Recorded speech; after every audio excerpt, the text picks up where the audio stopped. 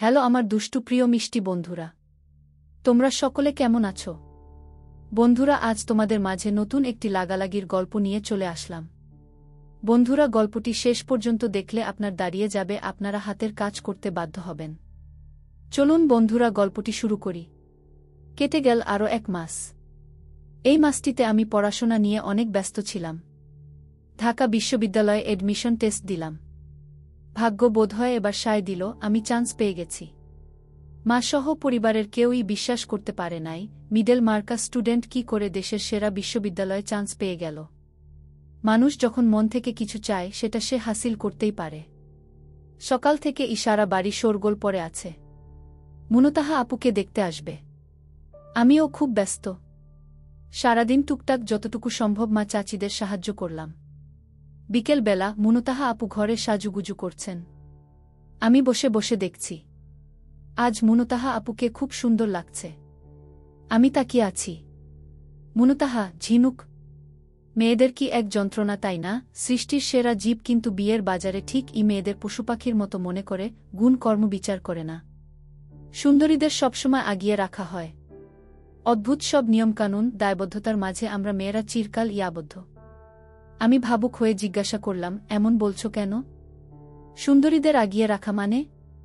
মুনতাহা, এই দেখো না, আমি শ্যামকালো মেয়ে, চেহারা মোটামুটি ধরনের। আজ বাবার টাকা আছে বলে হয়তো বিয়ের কাজ ভালো ঘর থেকে আসে, কিন্তু বাস্তবিক জানিস, বিয়ের বাজারে সুন্দরীরা তালিকায় সবচেয়ে আগে।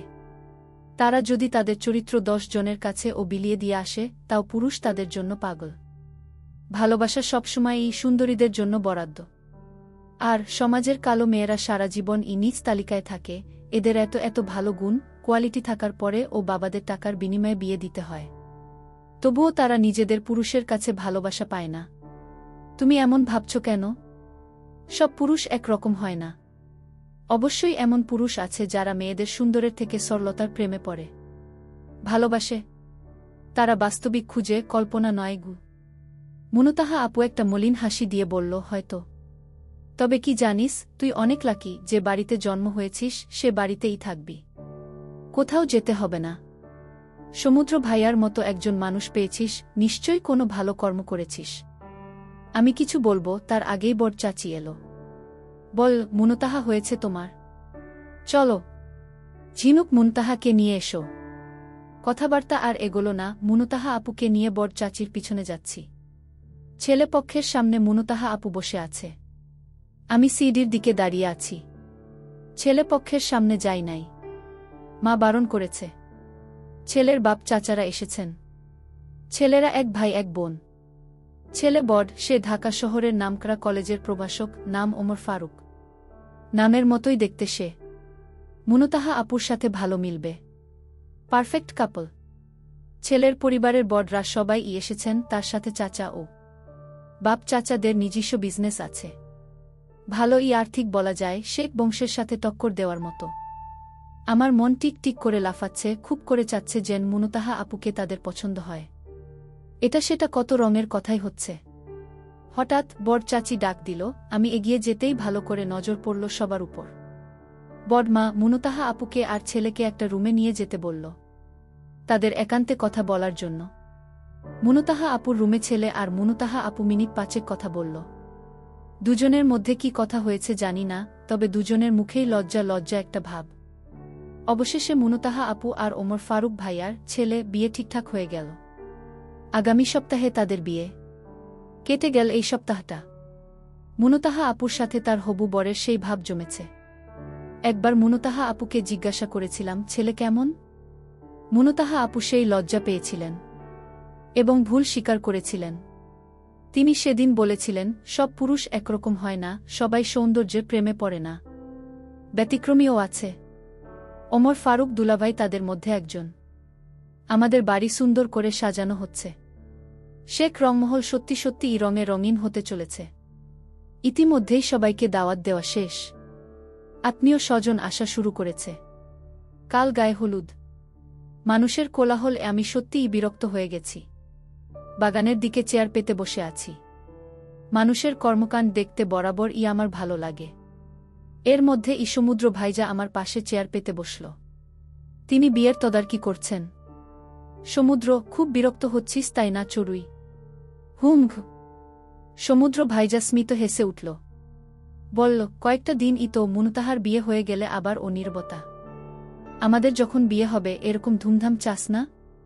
না, খুব ছোট করে একটা ফ্যামিলি অনুষ্ঠান রাখবা, তাতেই হয়ে যাবে। বিয়ে করব আমরা, অফিসিয়ালি থাকব একসাথে আমরা, শুধু শুধু কেন অন্যদের দাওয়াত দিতে যাব? এতে নজর লাগে। আমি মোটেও আমার বিবাহিত জীবনে অন্যের কুনজর চাই না। আমি আমার জামাইয়ের 1 টাকাও খরচ করতে চাই না, বুঝলেন এমপি আব্রাহাম ফারহাদ সমুদ্র শেখ। সমুদ্র ভাইজা হো হো করে হেসে উঠল। এর মধ্যেই একটা গাড়ি আমাদের বাড়ির প্রাঙ্গণ এসে থামল। ভেতর থেকে ফুফু মনি বের হল, সাথে ফুফা, তানিশা আপু আর তিহান ভাইয়া। ও আমি তাদের দেখে খুশিতে লাফাতে উঠলাম। কত বছর ফুফু ফুফা, তানিশা আপু আর তিহান ভাইয়াকে দেখি না। দেখব কি করে, তারা সপরিবারে লন্ডনে থাকেন। চোট চাচার বিশেষ অনুরোধে সবাই দেশে ফিরেছেন। তানিশা আপু কত সুন্দর হয়ে গেছেন, স্টাইলিশ। আমি আর সমুদ্র ভাইজা সেদিকে এগিয়ে গেলাম। সমুদ্র ভাইজা ফুফাকে জড়িয়ে ধরে কুশল বিনিময় করল। ফুফু মনি ও সমুদ্র ভাইয়ার সাথে কুশল বিনিময় করল। আমি ফুফু ফুফাকে সালাম জানালাম। তারা ও আমার সাথে সখ্যতা দেখাল। এতক্ষণে বাড়ির অন্য সদস্যরা ছুটে এসেছেন। বড়রা কথা বলছেন, আমরা ছোটরা এদিকে কথা বলছি। যদিও আমি এখন ও তানিশা আপুর সাথে কথা বলি নাই, সে আমাকে পাত্তাই দিচ্ছে না। বাহিরে থাকলে মানুষ বাহ্যিক দিক থেকে অনেক পরিবর্তন হয়ে যায়। আমি এখনও তানিশা আপুকে দেখছি। তিহান ভাইজা খুবই ভালো, আমার সাথে খুশ বিনিময় করেই কতগুলো চকলেট দিল। চকলেট পেয়ে আমিও খুশি হয়ে গেলাম। এর মধ্যে তানিশা আপু বলল, আমাদের এগিয়ে নিতে এয়ারপোর্টে কেন আসলে না সমুদ্র? তুমি কি আমাকে কখনো একটু প্রায়োরিটি দিবে না? সমুদ্র, আমার অনেক কাজ আছে। আমি তো গাড়ি পাঠিয়ে দিয়েছি, তাছাড়া নাজিম তো গেছে। আমার এক্সট্রা যেতে হবে কেন? তানিশা, তাই বলে আমাকে। এর মধ্যে আমি সমুদ্র ভাইজাকে বললাম, আপনি না বিকেলে এয়ারপোর্টে যাবেন? আবার যাবেন কেন? ফুফুরা তো এসেই পড়েছে। সমুদ্র, আমি তো আর একা যাব না, তুইও যাচ্ছিস। এটা সারপ্রাইজ, তবে গেলেই পাবি চড়ুই। এর মাঝেই সমুদ্র ভাইয়ার ডাক পড়ল। সে সেদিকে চলে গেল। আমি ও বাড়ির দিকে চলে এলাম। তানিশা বিড়বিড় করে বল, মেজো মামার মেয়ের সাথে সমুদ্রের এত ভাব কেন?